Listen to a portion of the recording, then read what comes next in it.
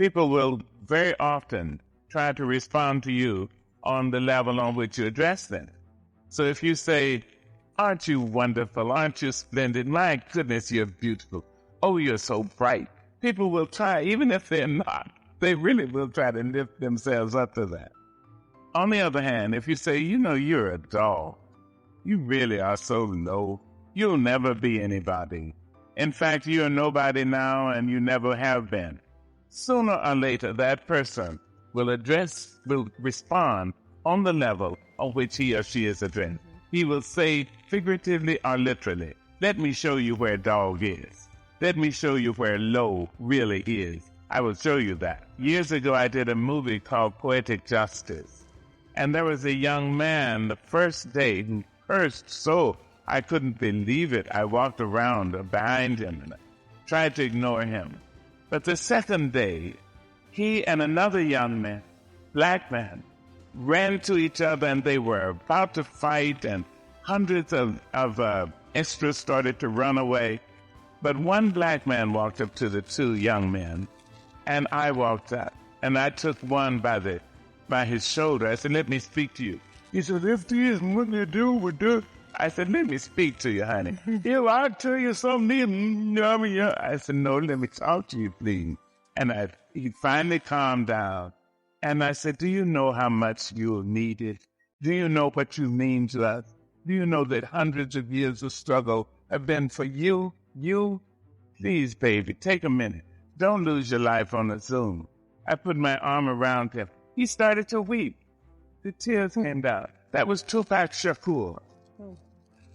I took him, I walked him down into a little gully and kept his back to the people so they wouldn't see him. And I used my hands to dry his cheeks. And I kept talking to him sweetly, sweetly.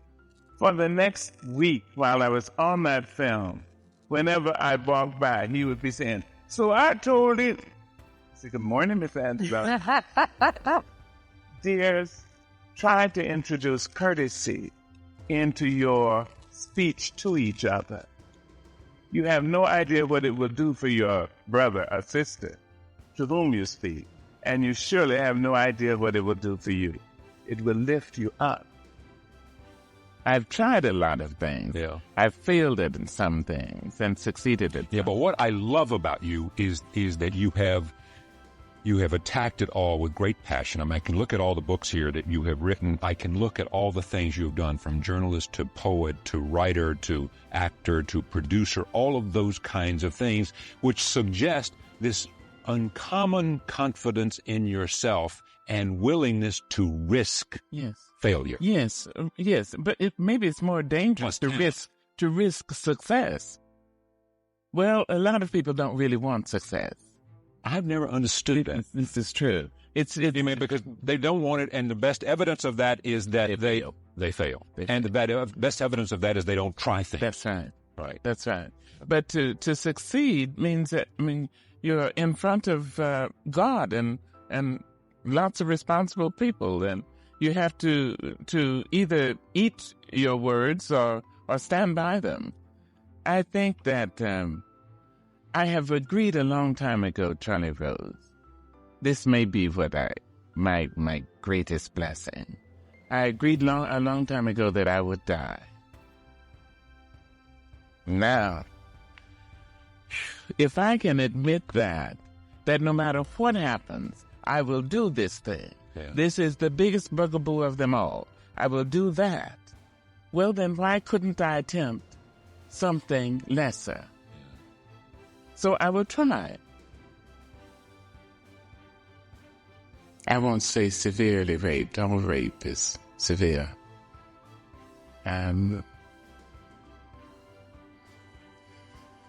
The rapist was a person very well known to my family. I was hospitalized. The rapist was let out of jail and was found dead that night, and the police suggested that the rapist had been kicked to death. I was 7.5. I thought that I had caused the man's death because I had spoken his name. That was my 7.5-year-old logic.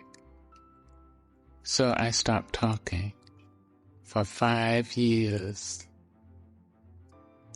Now, to show you again how out of evil there can come good, in those 5 years, I read every book in the black school library. I read all the books I could get from the white school library. I memorized James Weldon Johnson, Paul Laurence Dunbar, County Cullen, and Langston Hughes. I memorized Shakespeare, whole plays, 50 sonnets. I memorized Edgar Allan Poe, all the poetry. Never having heard it, I memorized. I had Longfellow, I had Guy de Maupassant, I had Balzac, Rudyard Kipling. I mean, it was Catholic kind of reading and Catholic kind of story. When I decided to speak, I had a lot to say and many ways in which to say what I had to say. I listened to the black minister. I listened to the melody of the preachers. And I could tell when they would start up on that kind of thing, when we know they mean to take our souls straight to heaven, or whether they meant to dash us straight to hell.